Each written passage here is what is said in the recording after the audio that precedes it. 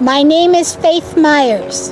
I am outside the Alaska Psychiatric Institute in Anchorage, Alaska, with my partner Dorrance Collins. We volunteer as mental health advocates. Also here is Jim Gottstein of Law Project for Psychiatric Rights filming us.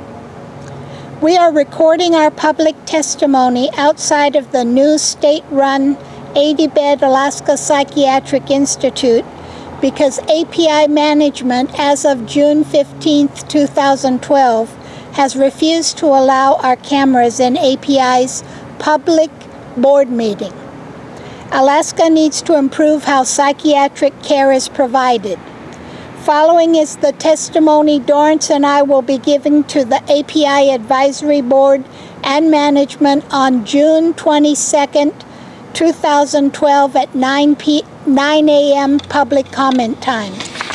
As stated, my name is Faith Myers. In 2006, the Alaska Supreme Court, in a ruling, stated that psychiatric institutions like the Alaska Psychiatric Institute operated in self-interest, so much so that it presented a danger to the patients. When patient rights and quality of care come in conflict with convenience, psychiatric institutions all too often choose convenience. Patient advocates need to help psychiatric patients concerning 5 issues. 1. Chapter 59, Session Law 08 states that routine safety checks into bedrooms, bathrooms, and showers must, and the key word is must, be performed by the same gender staff as the patient. API is not doing it in practice, nor does API's gender policy reflect the law. 2.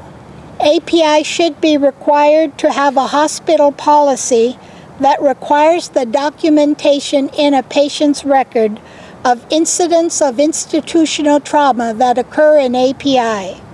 Examples of institutional trauma are physically restraining a patient, placing a patient in isolation, strapping a patient to a gurney or other device as a means of restraint,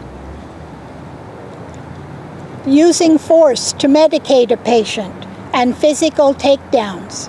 API policy should require treatment to be provided as soon as possible, such as a debriefing or talk therapy. Treatment greatly reduces the patient's struggle with PTSD. 3.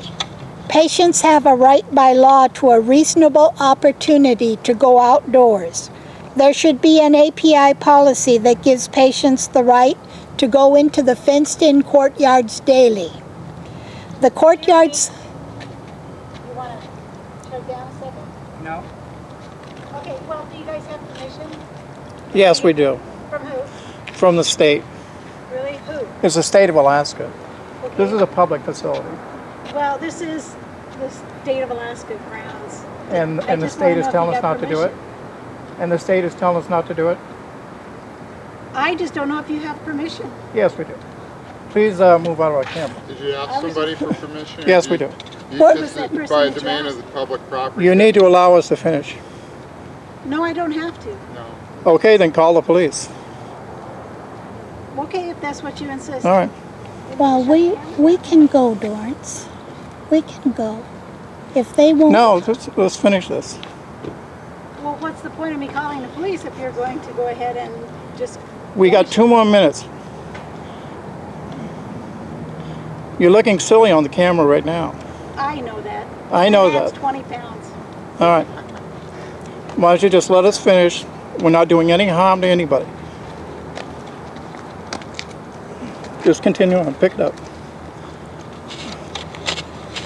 3, patients have a right by law to a reasonable opportunity to go outdoors. There should be an API policy that gives patients the right to go into the fenced-in courtyard daily. The courtyards have heated floors and awnings. They are built for 4 seasons. Going outdoors promotes recovery. This right can be overruled by the patient's treating physician. 4. API should have a policy whereas staff is required to make patients' beds daily with clean sheets. 5. All patients at API are not able to file a complaint and receive a response in a reasonable time frame. JCAHO and federal rules state that a complaint must be answered in writing. Having hospital employees as the only persons to help patients file a grievance is not a good solution. Independent patient advocates and peer advocates should also help patients file a complaint and help patients receive a written answer. Reports by Disability Law Center and PsychRights supports that patients can't file a complaint in a fair way. In closing, increasing patient rights promotes recovery, but all too often psychiatric institutions choose convenience. It is going to take patient advocates putting pressure on API and other organizations before patient rights and quality of care are improved. Now my partner, Dorrance Collins, will give his testimony. My name is Dorrance Collins. In the last 7 years, psychiatric hospitals in Alaska have developed a disturbing trend. Hospitals and units are treating individuals who develop a mental illness as if the patients have committed a crime by becoming mentally ill. Today, psychiatric patients are denied a fair opportunity for recovery, dignity, connection with rights and family while they are in the hospital. As a state, Alaska needs to reverse that trend. In the old state-run Alaska Psychiatric Institute hospital, and I call it a hospital, a family member could spend $3 and sit down and eat a meal with the patient in the cafeteria and make a connection for family time.